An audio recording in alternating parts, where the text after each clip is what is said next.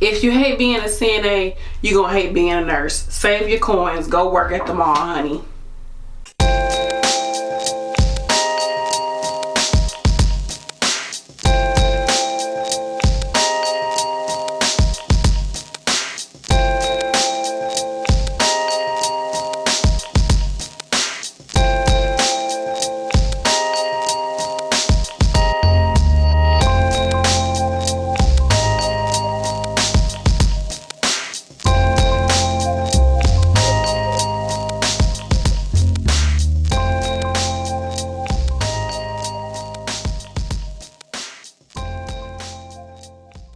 Hey everyone, I am your fave nurse B.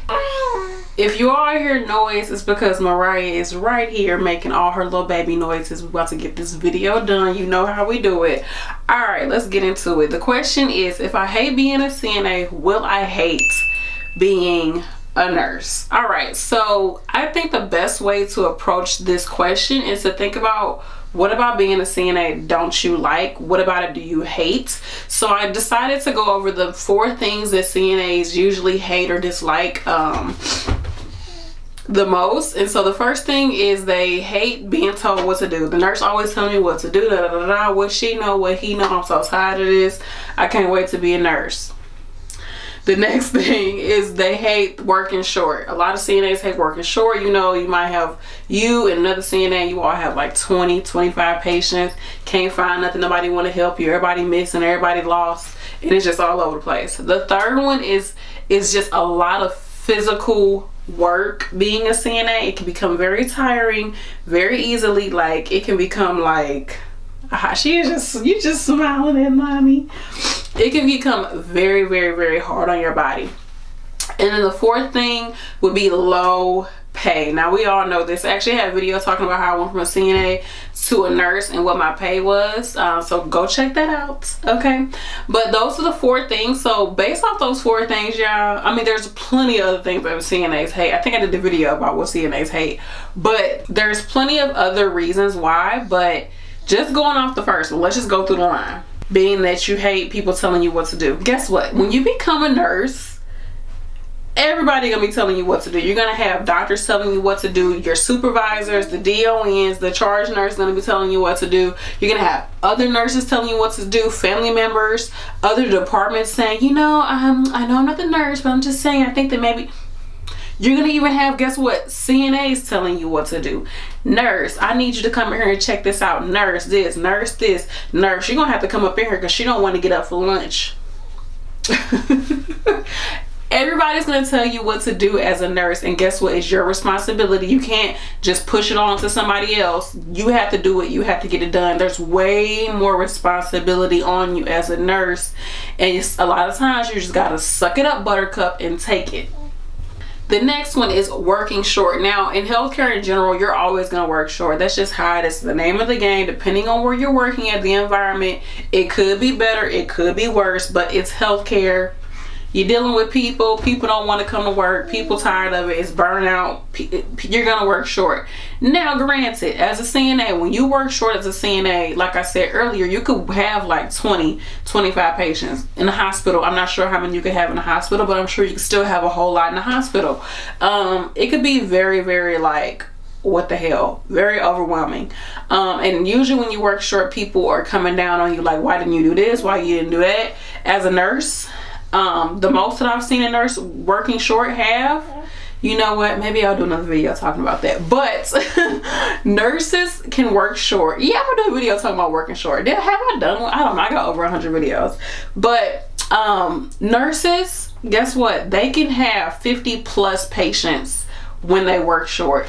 They have to do meds for these patients, do doctor's orders, changing conditions, talk to different family members, make sure the CNAs are doing work. On top of that, if they have patients who require some type of G-tube feeding or medications, pain medications, treatments, like I said, calling to the doctors, there is a lot. Diabetics, oh my gosh.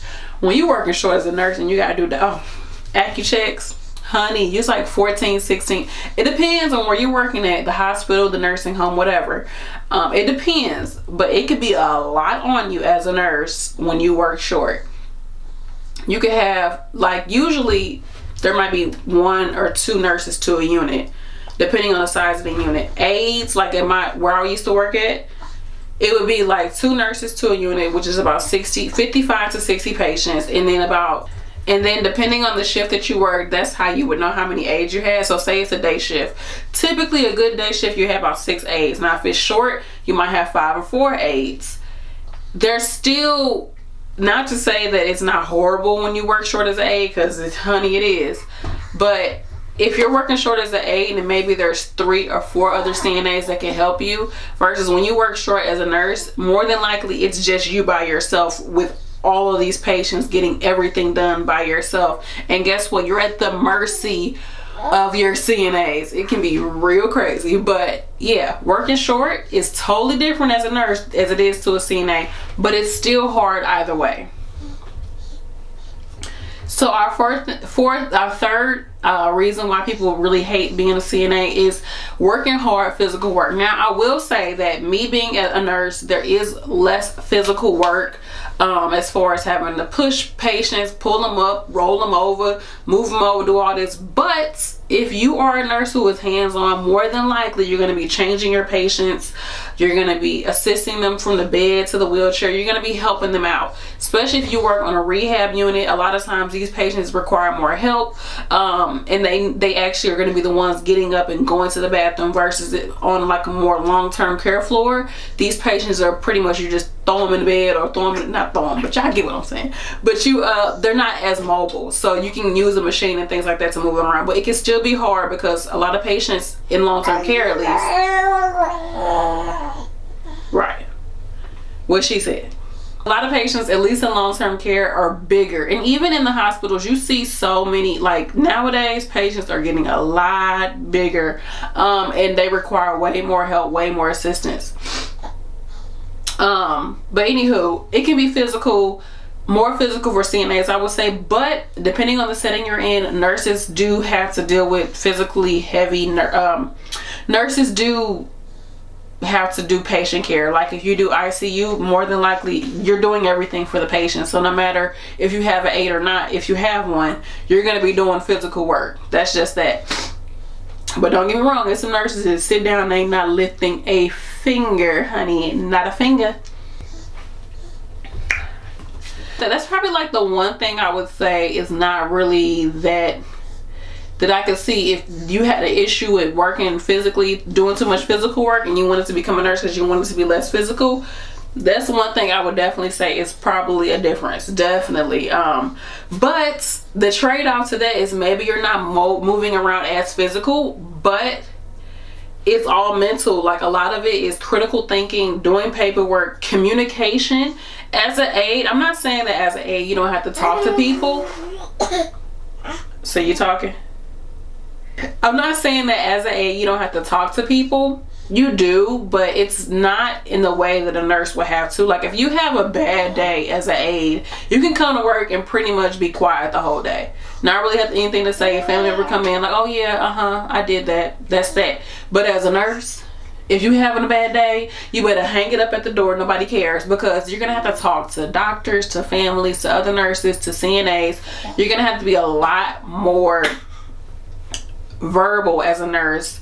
You're gonna have to present yourself more professionally. Not to say that as a CNA you don't have to be professional, but there's just a different standard.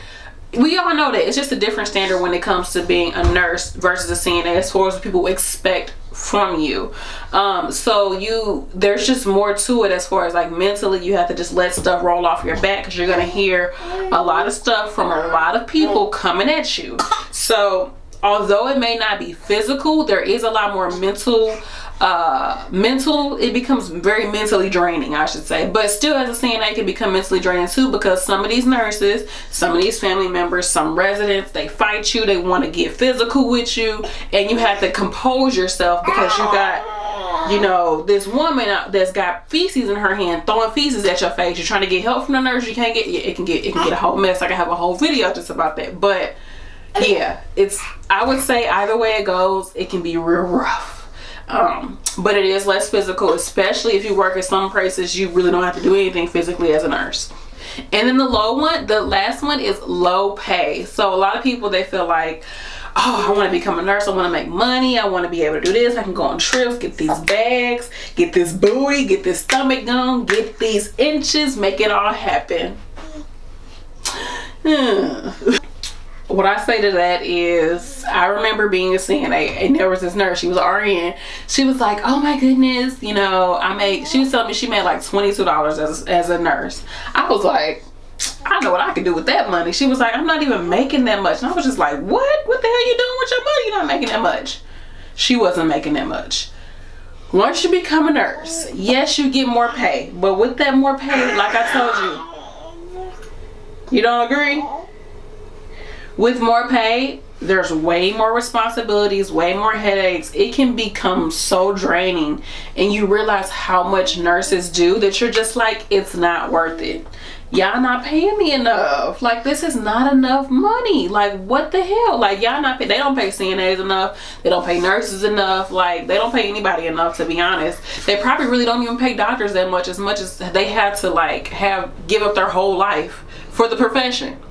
I would just say, in conclusion, if anything resonated with you and you're like, yeah, I don't like any of those things, and I'm probably not gonna like being a nurse, maybe nursing is not for you, and maybe you'll get into nursing and realize it's not for you. And I mean, I can see why, and that's another video. I could do a whole video talking about that. But if you're thinking about becoming a CNA, you're not one yet, do it first. See if you like it, see what you think about it. If the good outweighs the bad, then go for it. For me, my biggest reason was, and I have a video why I became a nurse, but I was tired of working hard and not getting paid. I said, you know what, I like this field, I like healthcare, I really love being around people and helping people in this way, but I need to get paid. So that's why I became a nurse. That was my biggest thing, is I like what I'm doing, but if I'm gonna work hard, I need to make more money, you know, while I'm doing this, to have more flexibility and be able to move, shake it and move it in different ways. Plus, I didn't mind taking on more responsibility as a nurse. I just was interested in it, you know. It was something that I thought was really interesting, you know, becoming a nurse and being able to do more. I'm always that person that wants to be able to do more, and if that's closer to you, you want to know more. I always want to know something and know how to do stuff and be willing to just make it happen, not have to keep going to the nurse asking for help. I want to be the nurse. I want to be the one to make it happen. So that's kind of where I was at as a CNA. But look at it and just see, you know you as a person. You know you. And it could just be the work setting that you're in, whether it be long-term care, hospital. When you become a nurse, the doors open up. No matter if you're LPN, RN, or you have your BSN, the doors open up compared to just being a CNA.